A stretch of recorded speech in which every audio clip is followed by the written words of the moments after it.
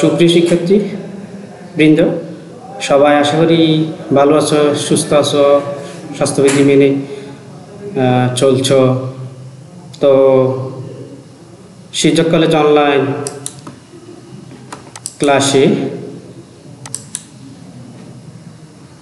তোমাদের সবাইকে সুস্বাগত। তো আমি আজকে তোমাদের সামনে ক্লাস নিয়ে হাজির হয়েছি। তো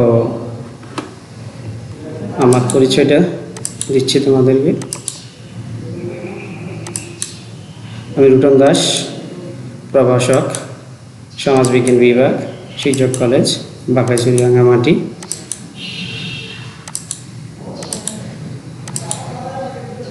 আজকে আমরা আলোচনা করব সমাজবিজ্ঞান প্রথম পত্রের একাদশ শ্রেণী সমাজবিজ্ঞান প্রথম পত্র তৃতীয় অধ্যায়, ভুল হচ্ছে দ্বিতীয় অধ্যায়, এখানে একটা ভুল আছে, দ্বিতীয় অধ্যায় সমাজবিজ্ঞানের বৈজ্ঞানিক মর্যাদা। সমাজবিজ্ঞানের বৈজ্ঞানিক মর্যাদা মানে আমরা বৈজ্ঞানিক মর্যাদা অধ্যায় নিয়ে আমরা আলোচনা করব। তো শিক্ষাবর্ষ 2020-21 শিক্ষাবর্ষের জন্য তো আমরা পাঠ ঘোষণাতে যাব যে সমাজবিজ্ঞানের বৈজ্ঞানিক মর্যাদাতে আমরা কি কি জিনিস নিয়ে আলোচনা করব। আজকে আমরা আলোচনা করব বৈজ্ঞানিক পদ্ধতি ও তার স্তরসমূহ। বৈজ্ঞানিক পদ্ধতি ও তার স্তরসমূহ। এই বৈজ্ঞানিক পদ্ধতি এবং স্তরসমূহ আলোচনা করবে আমাদেরকে প্রথম ধারণা নিতে হবে কি বিজ্ঞান কি আসলে। তাহলে বিজ্ঞানের সাথে আমরা সবাই অনেকে কিছু না কিছু হলেও জড়িত আছি। তো আমরা আজকে কি কি শিখব, যে বিজ্ঞানের ধারণা ব্যাখ্যা করতে পারবে, বৈজ্ঞানিক পদ্ধতি বলতে কি বোঝায় লিখতে পারবে, বৈজ্ঞানিক পদ্ধতির বৈশিষ্ট্যগুলো বলতে পারবে, বৈজ্ঞানিক পদ্ধতি স্তরসমূহ বর্ণনা করতে পারবে। তাহলে প্রথমে আমরা বিজ্ঞান সম্পর্কে একটু ধারণা নিব। বিজ্ঞান বলতে কি বুঝি আমরা, আসলে বিজ্ঞানটা কি? বিজ্ঞানটা হচ্ছে কি আমরা যেটা নিয়মতান্ত্রিক জ্ঞানের সমাহারকে বিজ্ঞান বলা হয়। নিয়মতান্ত্রিক জ্ঞানের সমাহার সেটাকে বলা হয় বিজ্ঞান। বিজ্ঞান সাধারণভাবে আমরা বলি বিজ্ঞান হচ্ছে কি কোনো কিছু সম্পর্কে বিশেষ জ্ঞান বা পরীক্ষিত জ্ঞান, আর কি কোনো বিষয় সম্পর্কে পরীক্ষিত, যেটা কি পরীক্ষা নিরীক্ষা পুঙ্খানুপুঙ্খভাবে বিচার বিশ্লেষণ করা হয়, কেমন পরীক্ষিত জ্ঞান বা বিশেষ জ্ঞান, কোনো বিষয় সম্পর্কে বিশেষ জ্ঞানকে বলা হয় কি বিজ্ঞান। তাহলে আমরা একটু দেখি আমরা আলোচনাতে কি বিজ্ঞান হচ্ছে একটি নিয়ন্ত্রণিক জ্ঞানের সমাহার। বিজ্ঞান শব্দের আবেদনিক অর্থ হচ্ছে বিশেষ জ্ঞান। বিশেষ জ্ঞান কোনো বিষয় সম্পর্কে যদি বিশেষ জ্ঞান থাকে তখন সেটাকে আমরা কি বলি বিজ্ঞান। বিজ্ঞান শব্দের ইংরেজি প্রতিশব্দ সায়েন্স, যা ল্যাটিন শব্দ সায়োতে এসেছে। সায়েন্স ল্যাটিন শব্দ সায়ো। সায়ো শব্দের অর্থ হচ্ছে কি জানা বা শিক্ষা লাভ করা, কি জানা বা শিক্ষা লাভ করা। সুতরাং সাধারণভাবে বলা যায় বিজ্ঞান হচ্ছে যে কোনো বিষয় সম্পর্কে বিশেষ জ্ঞান। যে কোনো বিষয় সম্পর্কে বিশেষ জ্ঞান হচ্ছে কি বিজ্ঞান, অর্থাৎ পরীক্ষা নিরীক্ষা, প্রমাণ, যুক্তি ইত্যাদি দ্বারা নির্মিত সুশৃঙ্খল জ্ঞানে হচ্ছে বিজ্ঞান। যে কোনো বিষয় সম্পর্কে তার সে বিষয়কে পরীক্ষা করা যায়, প্রমাণ, যুক্তিসিদ্ধ, যুক্তি থাকতে হবে, প্রমাণ থাকতে হবে, তার দ্বারা নির্মিত সুশৃঙ্খল যে জ্ঞানটা সেটাই হচ্ছে কি বিজ্ঞান। আরও সহজে বলা সুসংবদ্ধ জ্ঞানে বিজ্ঞান, কি সুসংবদ্ধ জ্ঞানে বিজ্ঞান। আচ্ছা, তাহলে আমরা বিজ্ঞান সম্পর্কে একটু ধারণা লাভ করছি। এরপরে আসি আমরা পদ্ধতি, যেহেতু আমরা বৈজ্ঞানিক পদ্ধতির কথা বলছিলাম, পদ্ধতি মেথড। তাহলে মেথড শব্দ ইংরেজি মেথড শব্দের বাংলা পরিভাষা হচ্ছে পদ্ধতি। মেথড শব্দের বাংলা পরিভাষা হচ্ছে পদ্ধতি। মেথড শব্দটি গ্রিক ম্যাটা এবং লগস থেকে এসেছে। গ্রিক শব্দটি ইংরেজি যথাক্রমে। তাহলে মেথড যে শব্দটা ইংরেজি শব্দটা দুটা গ্রিক শব্দ, একটা হচ্ছে ম্যাটা, একটা হচ্ছে লগস। তাহলে আবার এই গ্রিক শব্দটির ইংরেজি হচ্ছে পর্যায়ক্রমে একটা হচ্ছে উইথ অ্যান্ড হচ্ছে কি এবং অয়ে, উইথ এবং অয়ে, যার বাংলা হচ্ছে কি পন্থার সাহায্যে বা উপায়ের মাধ্যমে, পন্থার সাহায্যে। অতএব কোনো কাজ আমরা বলতে পারি, অতএব কোনো কাজ সুচারুভাবে বা সুন্দরভাবে সম্পূর্ণ করতে হলে যে পন্থা বা উপায়ে কেমন সাহায্য নিয়ে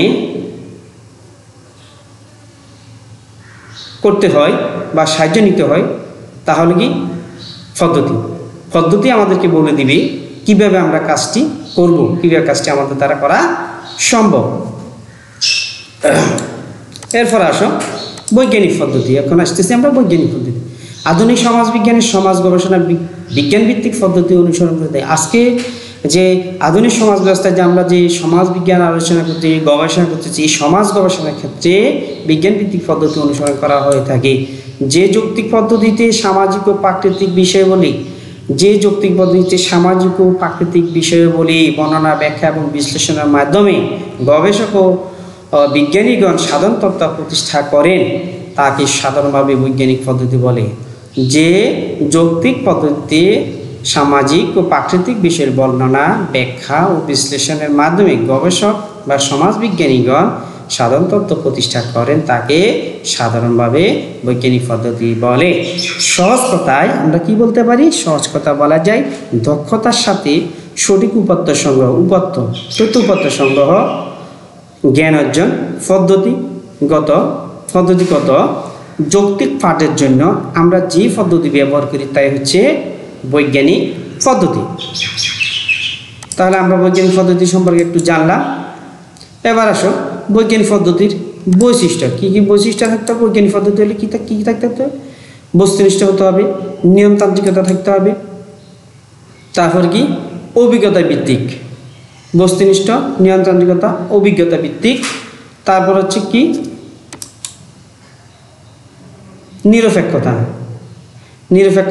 নিরপেক্ষ হতে হবে, তারপর হচ্ছে কি যাচাই যোগ্যতা থাকতে হবে।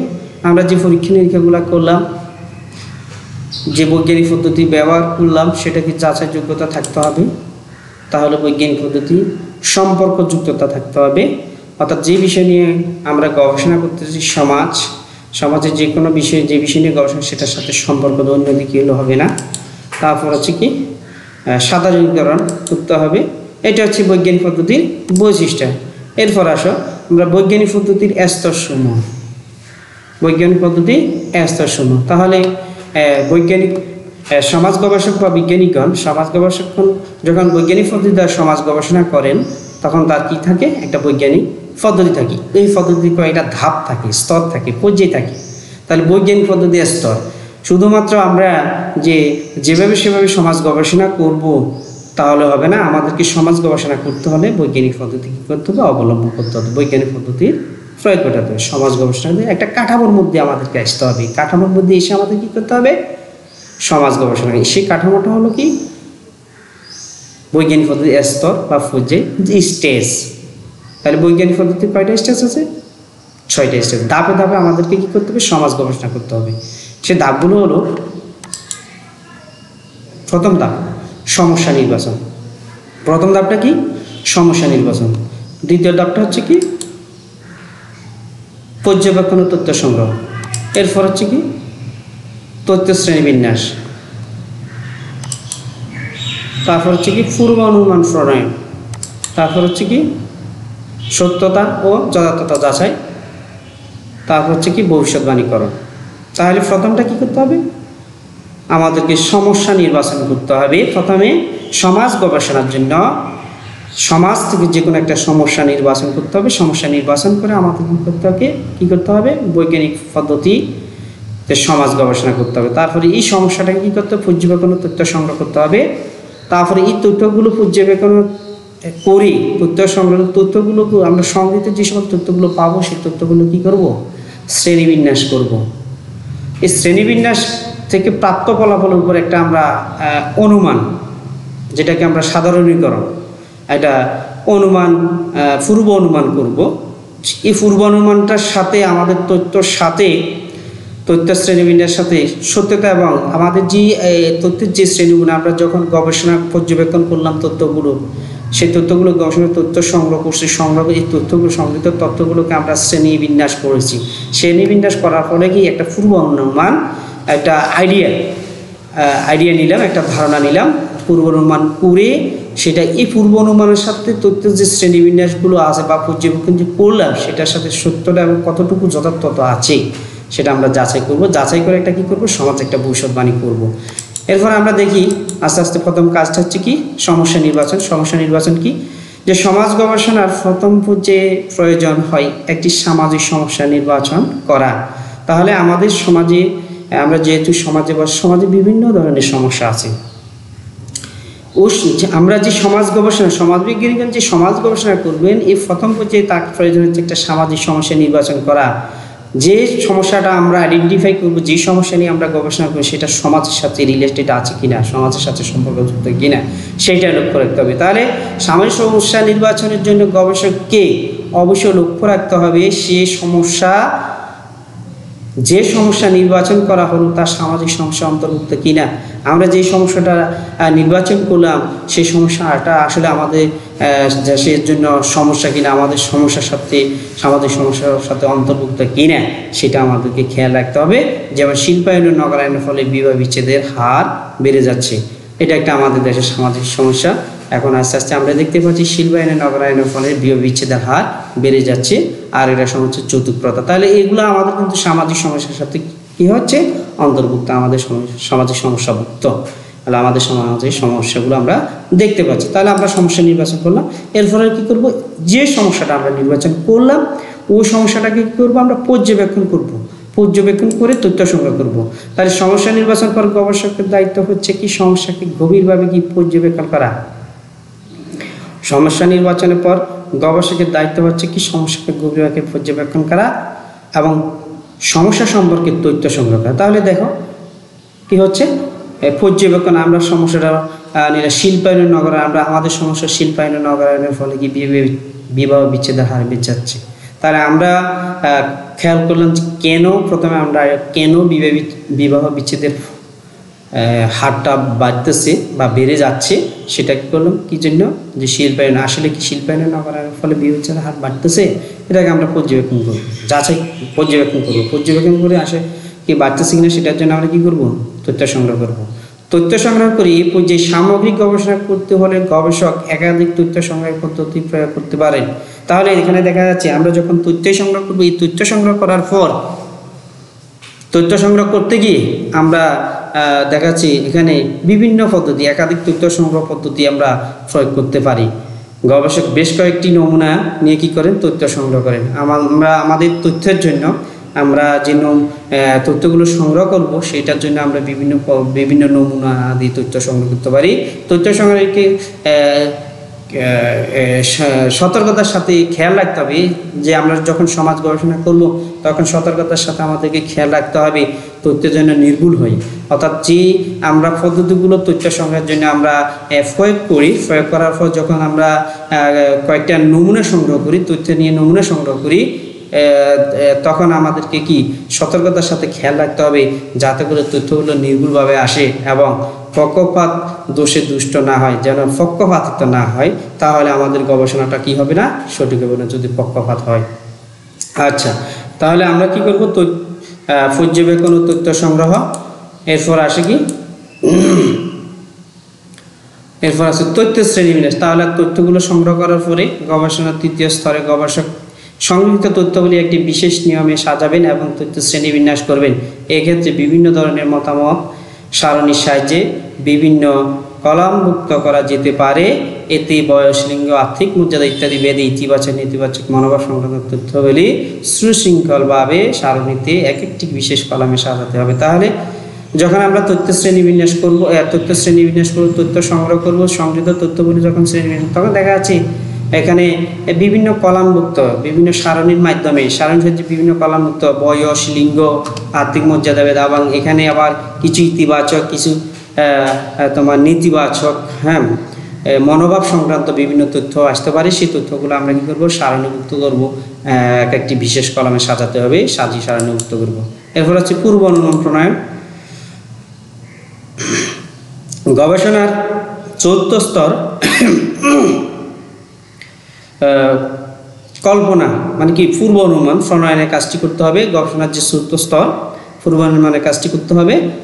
এই স্তরে এসে পর্যবেক্ষণ এবং তথ্য সংগ্রহ, যখন আমরা পর্যবেক্ষণ ও তথ্য সংগ্রহ করে যে ফলাফল পাওয়া যায় তার ভিত্তিতে সমস্যা সম্পর্কে একটি ধারণা দেওয়া হচ্ছে কি পূর্বানুমান। আমরা যখন কি করছি সমস্যাটাকে কি করছি পর্যবেক্ষণ করছি, পর্যবেক্ষণ করার পর কি করছি তথ্য সংগ্রহ, পর্যবেক্ষণের সমস্যাটাকে পর্যবেক্ষণ করে তথ্য সংগ্রহ করছি। তথ্য সংগ্রহ করার পরে আমরা কি পেয়েছি ফলাফল পাইছি, অর্থাৎ কি বিভিন্ন নমুনা নিয়ে আমরা কি করছি তথ্য নিছি, তথ্য নিয়ে শ্রেণী বিন্যাস করছি। সেই তথ্যগুলা ফলাফলের ভিত্তিতে সমস্যা সম্পর্কে একটি আমরা যে ধারণা দিই, একটি ধারণা দেওয়াই হচ্ছে কি পূর্বানুমান। ওই তথ্যগুলোর ফলাফলের ভিত্তিতে আমরা একটা পূর্বানুমান দিব।